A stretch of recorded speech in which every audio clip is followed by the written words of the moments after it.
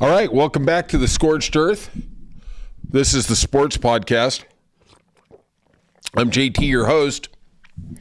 And busy day in sports. Today's even going to be busier here on Sunday. This is for February 16th, 2025. If you could, please hit the subscribe and like button. I really appreciate it. For all you who are subscribing, it really means a lot to me. If you can, leave some comments. I'll try and address them on air or on the site. I'm having an issue with my iPhone, but I'm doing the best I can. To lead the news in sports, we got USA beat Canada. I have a whole podcast devoted to it, 3-1. Basically, it was a really good game. Fight smart it. We're going to probably see a rematch next Thursday. In other news in college basketball, we're getting closer to the NCAA tournament. We're a month away. Number 1 Auburn beat number 2 Alabama, 94-85. Excellent game. Auburn, for me, my money, Broome is the player of the year. I know Cooper Flagg is getting all the press, but that Broome is just a monster. That guy is a monster. I don't know whose game transfers better to the NBA, but boy, oh boy, to have that guy in your team, that guy is just a double-double machine, 20 and 15 every night. Florida won again against South Carolina. The only reason I bring it up is it is amazing all the allegations against the Florida coach and how they went away when they kept winning. You know, they're number 5 in the country.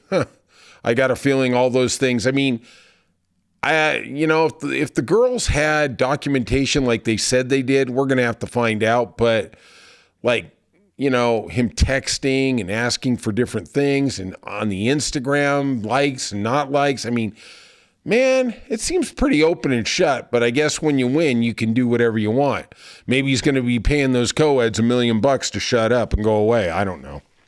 Adam Silver understands the anger, especially by the Dallas fan base, at the Luka trade. He says time will tell. It is amazing, and I think Adam Silver is hands down the best commissioner there is. He actually treats the players with respect. I think he's a forward-thinking guy. I think he's sharp. He is way sharper than Roger Goodell. But I think, and I wonder, and I'm sure he's contemplated because he's a really intelligent guy, I think back to when David Stern stopped the Chris Paul trade from New Orleans to the Lakers because he thought it was going to be unfair to the league and it was unfair to New Orleans, who was at the time under league ownership or guidance, I guess would be a better term. And he stopped that trade. I wonder, is there any mechanism for Adam Silver to stop a trade? You know, back in the day, they had this owner of the Cleveland Cavaliers, Ted Stepien, and he was just trading away their picks all the time until they basically wrangled the franchise away from him. And that's why we have the Ted Stepien rule, which is you can't go back-to-back years without a first-round pick, right? You know, that's really where trade swaps started happening. Michigan State, Tom Izzo, their amazing coach, passed Bobby Knight for most Big Ten wins. Got his 354th yesterday. Kudos to him.